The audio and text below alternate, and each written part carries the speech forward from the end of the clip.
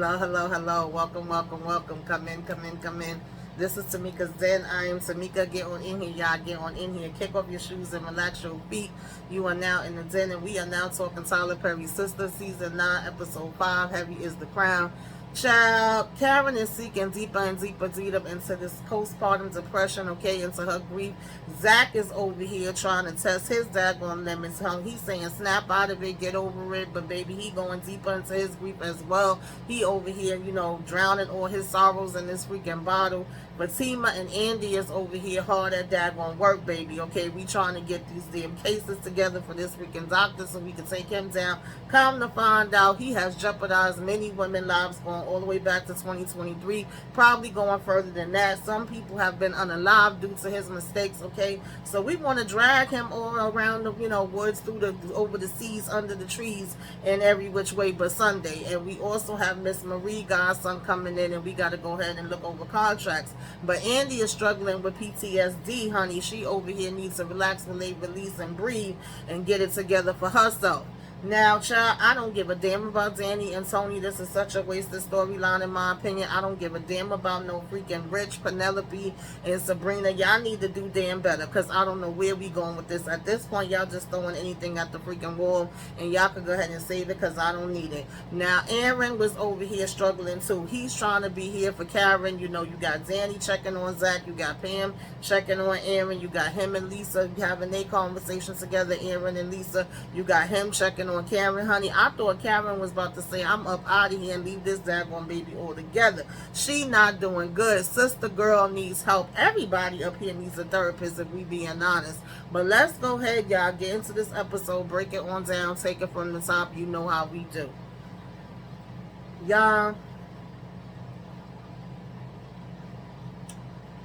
like I said, I don't know where we going with Sabrina's story.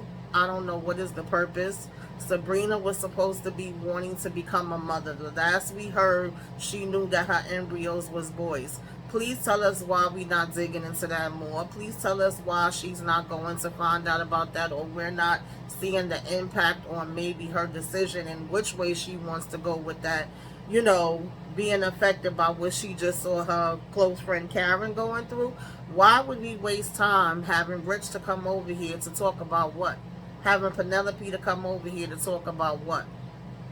Yeah, okay, I guess this is supposed to be like the comedy filler, because I do like the moments with Paige and Maurice, but other than that, because the rest of the episode is so much deeper, so I'm assuming that's what they're trying to do. But I'm not laughing, I'm just annoyed. I'm also annoyed by Danny and Tony. I don't need it. I don't need to see this man sit up here looking goofy as hell, talking about you left a job when you didn't know that you had another job, laughing and giggly, want to go out and eat and celebrate, kissing on Danny like, yeah, now I could kiss on you in here because we not working in here together no more, and telling the guys, well, you go ahead and carry the boxes out because I'm not working. He.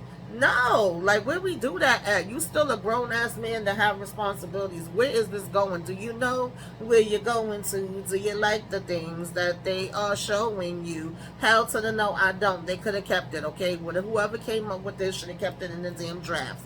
Moving right along swiftly and professionally, that's all I'm going to say about them, because I'm just not here for it. Andy was having a bad panic attack, right? She's obviously going through PTSD. She already pretty much mentioned to Fatima that she had been having a hard time sleeping. She stayed hearing the pow, pow, pow shots. She over here getting different, flashes and thoughts about Gary and about a whole bunch of other things. She crying, and then she like, girl, get your mind in this damn game. And as she starts reading these files, we hearing about a lady that lost her life in 2023 messing with raggedy ass Dr. Cruz, right? So obviously this is nothing new. There's a lot of cases, you hearing her husband, the woman that, unfortunately was unalived, say that it was definitely neglect. She's sitting here bleeding out, and they wasn't doing nothing to help her. So Andy is like, what, are you freaking kidding me? So she really feels like this is a solid case, and she's getting somewhere with this. The procedure had lasted 17 minutes. The lady was complaining about severe abdominal pain. She was basically found later unresponsive. And when you hear that, and hear them say that this was like a butcher job, you actually kind of feel like Karen was damn she came out lucky because they was able to switch over to Dr. Vaughn, because she probably would have been another damn casualty in this too. So she's gathering the info on that, right?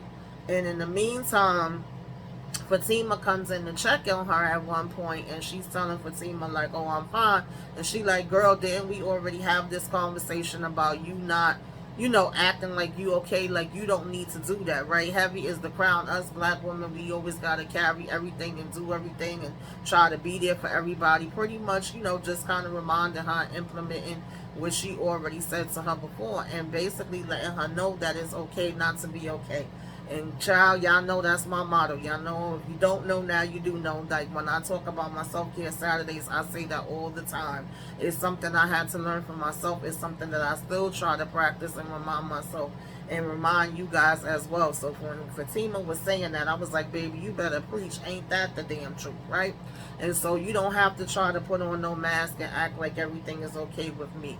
But she also, was kind of checking in with Fatima, like they was checking in with each other. I really liked that moment. And Fatima was saying she get PTSD too, and she was like, well, damn, girl, you hide it well, because I would never be able to look at you and just know that. Fatima also took the time to check in on Zach, who of course is still saying that he okay, even though he's not. And she was asking him, did he eat? And he talking about some, he been eating the damn donuts. He had a donut, out of what Aaron had sent there to him. And so she like, hell to the no, I'm ordering you some food now, and it's gonna be delivered there in a minute. And he like, okay, I'm gonna eat, whatever, like, thank you. So we had him sitting here drinking and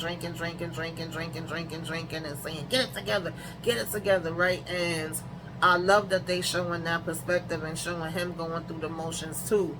Um, but also feeling like he's not supposed to be going through the motions, that he should just be able to get over it and, oh, man up or whatever. But it's not about man up. At the end of the day, you're a human being. You had a loss. You have feelings. You have had a lot of losses. You have went through a lot of things.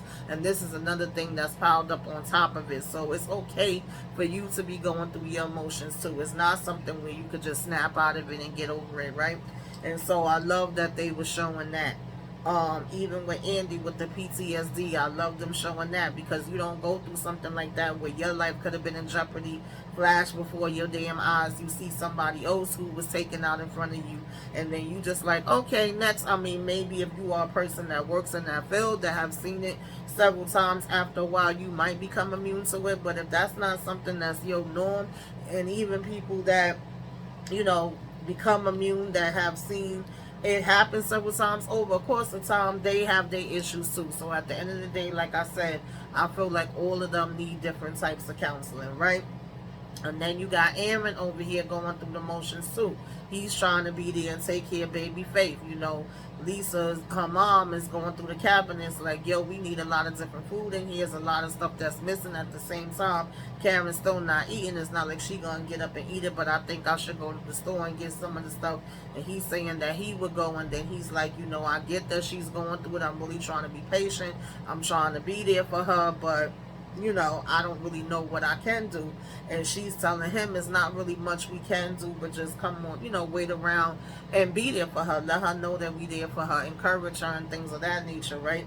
And he was about to say something else, but then he just basically stops himself like, never mind, don't worry about it. And I really wish he wouldn't have stopped himself. I wish he would express himself as well, because he has the right to say what his feelings is too. His feelings do count, even though if he feels like, it's not all that, it's going to make him, excuse me, seem like it's selfish if he says something.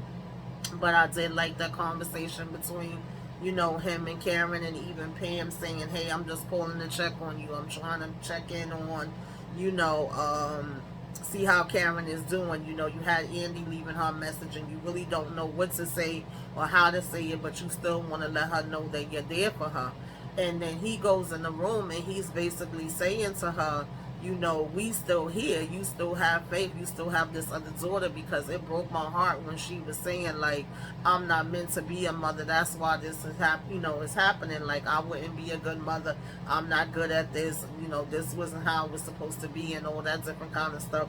And he was like, if you wasn't meant to be one, then you wouldn't still have faith here, and you still have me here, you still have, you know, your mom, you have people that are here behind you. You're not alone. I hope you know that. Like, I'm never gonna leave you. I'm always gonna be here for you. And you know, he's like, come on back to us. And I said on the live, like, Women's of Brewster Place came to me, you know, when the character that Lynn Whitfield was playing not only ended up not having the baby that she was pregnant with anymore, right? But also then losing the daughter that she had in a very tragic accident, and her being completely out of it in that moment where the character that Oprah's playing comes in and kind of grabs her and is like, come back, come back. That's my part too.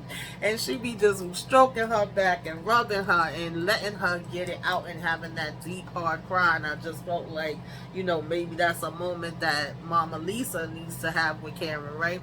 Because she is just completely out of it, and she is playing this damn part down, y'all, because this is really what you see in real life in terms of postpartum and depression. It may not make sense to other people, and they may say, come on, just, you know, you got to be here for your child. But at that point when you're dealing with that depression and that grief, your mind is really not there. Your mind is telling you all different kind of crazy things, right? So even what we see later with her mind telling her when, you know, Aaron has to go outside to the car to get water. And it made me kind of chuckle a little bit when Mama Lisa was leaving out to the store, and it's like, I know damn well she heard Karen talking about Mama, and she still went out the door anyway, right? And was like, shit, I need my damn break, let Aaron deal with it. And so then when she goes out there and she want water, he like, oh, well, I have some waters in the car, I could go, you know, get them from there. He's like, I'll just put Faith down for a nap. But she wakes up and she's crying, and you have Karen walk over to the crib. I thought maybe if she would have picked the baby up, then she probably would have, you know, been able to feel something that way, right? Or even just standing there and looking at her. But her standing there looking actually made her get even more scared, where she's like, shh, shh, you know, she don't want her to cry. At the same time, she like, what am I supposed to do? I don't know what to do. And she's like, no, I can't, you know, I can't. And she walks back and goes into the room. That scene just gave me such freaking chills, and that's made me feel that she might possibly, and you know, Monique 69 Ways, shout out to her, brought this up in the live, you know, do what the character on The Woman of Brewster Place, Lynn Whitfield, did, where she left because it was too much for her, right? We could see something like that. I don't know if that's the direction that they're going to take it in. I'm curious to see how all of this is going to play out, but she is really deep into feeling like this is not how it was supposed to be, and I can't do this. This is not, you know, where is that? I ain't got it to do, right? So she just goes back into the room. Like I said, meanwhile, over at the office, Fatima had to kind of step in and deal with Miss Marie's godson that she sent over to look at this contract. And this is something that happens in real life too. These ball players, you know, sign contracts, and we don't know like the little things that's in the fine print, and that, you know, they could pretty much do what they want to do. And if you get injured or something happens to you, you could possibly be just out and not have, you know, certain things that you should be entitled to, and that you should be adding inside of your contract, and, you know, making sure it's not no other underhanded clauses. And Fatima's able to kind of, you know, seek out and find those things and say, you may want to redo this. Like, I don't think this is something you should agree to. This is not looking good at all. And he like, oh, wow, for real, right? And so Miss Marie comes in to double check the situation, and she's like, I wanted Andy in here on this. And she's like, yeah, Miss Marie, you know, Andy is going to step in. And I was looking at it so far, and, you know, Andy was kind of tied up with something else, so I stepped in. And Hayden with his dumb, freaking ignorant behind, like, regardless of what, yeah, I get it, you don't get along with Fatima, you think of her whatever way, but this is still business at the end of the day when it boils down to it. This is a firm, this is a company, this is a business. Y'all supposed to be here doing what's best for the client. One, you come in here all giddy and open and acting like an ass because you a big fan, and you just coming off goofy as hell to this dude. And two, you so busy trying to downplay freaking Fatima and talk crap about her, even as Miss Marie comes in and tell you to cut it out, that you shouldn't have nothing else to say because you messed up her last um situation. Had Andy not stepped in, with the law firm that she had brought to y'all, you still was trying to say something. And I'm like, dude, take a hint and sit your ass down somewhere. Like, oh, it's so freaking annoying, right? And I loved when Fatima was asking him, like, where's your dog at? Speaking of that, where's Tamara? We ain't heard from her ass in a minute. So, you know, Zach was over here, like I said, going through the motions, drinking, laid out or whatever. And we had this moment where Danny actually ended up, coming over to him. Now, of course, this is after she had went and ate with damn Tony, and her cousin randomly shows up that just was getting out of jail, and he over here looking like, he done heard she got some damn money and he trying to come through.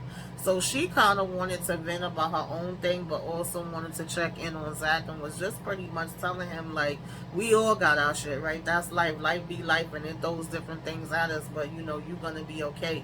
And I do love those moments and in the friendship that him and Danny have. I feel like he needed it as much as he was annoyed at first, like, who the hell is this, right? And he over here hitting the joint. I was like, I ain't know Zach be smoking. I know he have his little drink or whatever, but hey, I guess that's gonna like give him his appetite, since he was saying that he wasn't eating, and he was able to kind of release and have a conversation with somebody. Now, what I would like to see, and I said this on the live, instead of them showing us all this extra nonsense with Tony and Danny and Rich and freaking Penelope, I would like to see more of conversations between Aaron and Sabrina, because I feel like we really haven't been getting that. We really have not got to hear how he feels about this situation, how it has impacted him, even from when they first was in the hospital. I feel like we could get less of Tony and Rich and all of that damn nonsense, and we could get more of Aaron and seeing him with Faith, seeing him interacting with Karen. Not so much, oh, I had just checked on her and she was asleep. Like, he's telling us the things that he did, but we really didn't get to see it up until that point when he did finally go in there and tell her that he was going to be there, with her or whatever. And I would like him to have somebody that's checking in on him that he actually can confide in and tell his feelings to. If there's any suggestions that I would, make, that would be one. Other than that, I want to see how this case is gonna go with Andy. I really do want her to get in this freaking doctor's behind, right? I want them to do good, of course, with Miss Marie, because we can't have no mess ups with her. I want to know what we gonna do with Karen. Like, is she gonna leave, right, without the damn baby, or is she gonna say to Aaron, hey, me, you, and the baby need to get away. I just can't be in this environment anymore. Or her and Zach gonna have a moment where they come together and discuss, how they feel about this loss or whatever the case may be.